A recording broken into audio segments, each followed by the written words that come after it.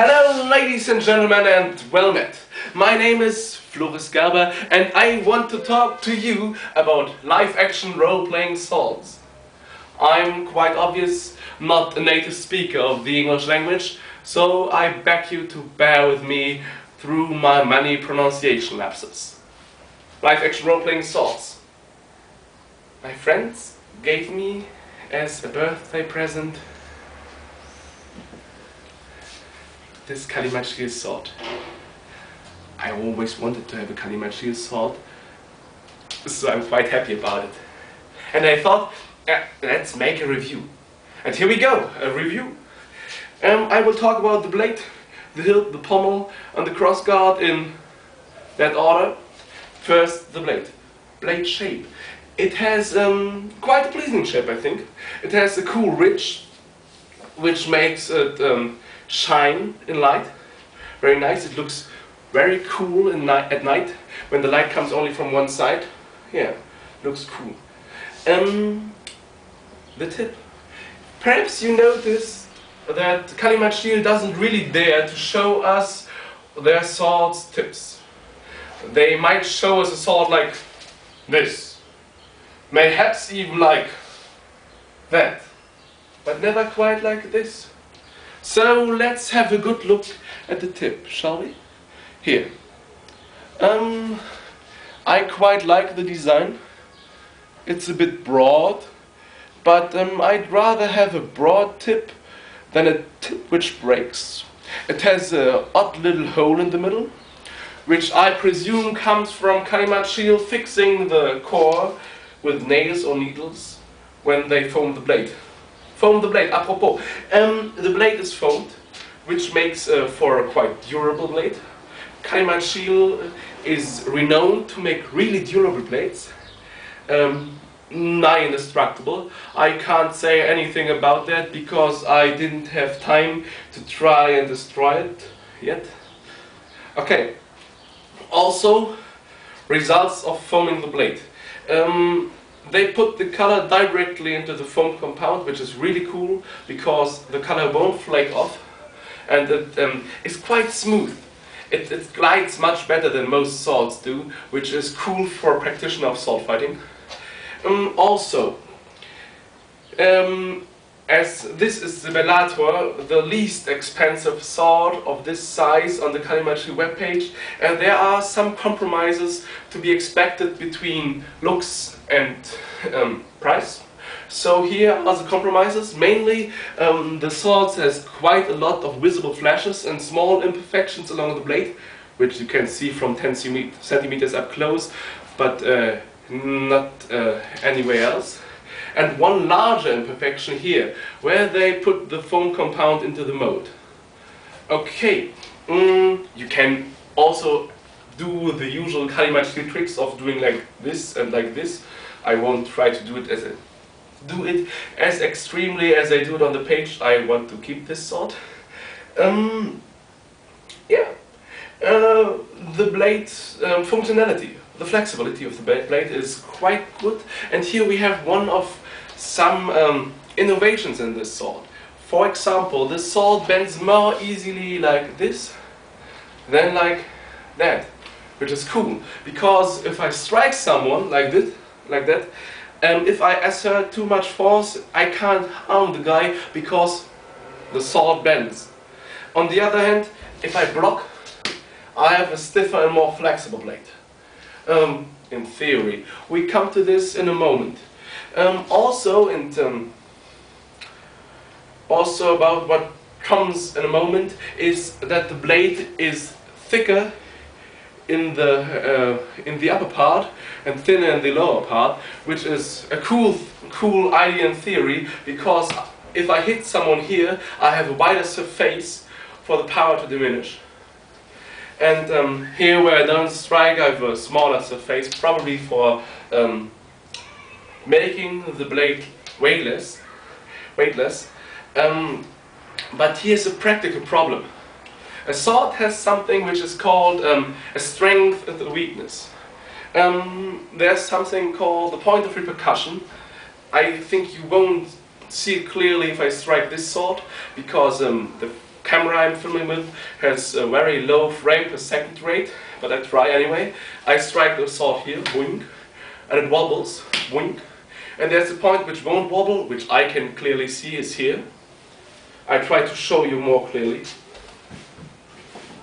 For once, I hope it's visible with this here. Perhaps you can see it here. And now you can clearly see both the point of repercussion and my craziness with this sword. I strike it, boom. I think this should be visible, it's here. And from here on upwards is the weakness, and from here on downwards is the strength. There, some people talk about the middle, but let's talk only about strength and weakness. So, in the Calimacil sword, stop. One more thing. I want to catch your attack with my strength on your weakness. Simple reason. If you, for example, caught me on my weakness, you got a great lever and can move me around and hit me. If I, on the other hand, catch you in my strength, I have a great lever, can move you around, move my blade freely and hit you. Okay, I will demonstrate this later on. And now Calimacil, unluckily, decided to make not only the sword quite wobbly, I talk about this soon, but also weaken the strength, which means that the part where I want to block with is especially thin and weak, which is not a good idea. It would be better if at least the last 15-20 centimeters, 5-6 inches would be as strong as the blade is up here. Okay, yeah, the wobbliness. On one hand, it's to be expected. The sword is really light, really well balanced for large sword, by the way, it's too. It feels really lightweight. But on the other hand, it's a bit too easy to strike through the sword. Extreme example. We have here a Hammerkunst sword. A sword which is extremely heavy for large sword, extremely hard for large sword. Really, if you can get hit like by this, you can get hit by a wooden sword too, it doesn't make any difference. And yeah, when I strike with a Hammerkunst sword on the Calimacil blade, the Calimacil blade bounces off, it wobbles away. On the other hand, when I strike with the Calimacil blade, same things happens. Hammerkunst sword stays unmoved, the Calimacil sword kind of wobbles away. Which means I have a high probability to strike with a Hammerkunst blow through a Calimacil block. Now, this isn't as big a problem as it sounds now, because the Hammerkunst blades are quite extreme. I have one here because I like to be able to strike through blocks. They are quite extreme and they blow through any block I know from a made sword, from a ready-made sword. But still the blade could be less wobbly. I asked the Calimacil customer service and they told me yes, they have a second option for cores which should be more rigid. And I think if you go there and make a custom-made sword, make sure you got the price here core, so it is a little bit less wobbly. It is not really a lot of a problem, though. Okay, let's talk about the hilt and the pommel. About the hilt, very easy. The hilt has a cool faux leather stitching, which looks in all its simplicity cool. It's made of a material which is really nice to grip. But now these are the positive points, now come the negative ones. I dislike the hilt being so soft. It's a bit too soft for me because I'm used to steel sword, which has really firm grip. And the hilt is too bendy in my opinion. I don't like the ability to do this and bend the hilt a little. The pommel has the same problem. it is a bit too bendy. I can bend it like this, which is strange for me because I grip it on the pommel like a sword fighter should do. For example, the hammerkunst blade we had here has a really cool designed pommel, which I can't grab at all because I want to be able to do whoop, a little mess up in my order. I want to do things like this easily, which are really difficult to do if I have this spike here. I have to go here and there, all making me less stable in my hands, and I always have the feeling I could rip this pommel off if I'm unlucky, which I surely can't with this blade. So let's have one more look at it. Really nifty too is that it is close to historical designs, which are, as we can see, optimized for doing things like this, because a real sword fighter grabs here, like a real katana fighter does too, by the way. Best lever you can get. So, this much about the hilt and the pommel. Now about the crossguard, which has the only real point of criticism I have to make about this blade. It is, the crossguard looks plain, it's K, plain sword, plain crossguard. Could look better if it goes here. Looks cool, huh? But it is too wobbly. As you can see, it's not functional. Why is this important? As I told you already, I try to catch my opponent in my strength.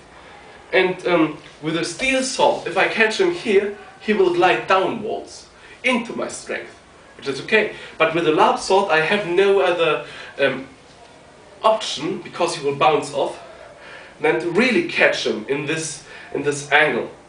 I demonstrate to you with a steel sword, which I have what should happen.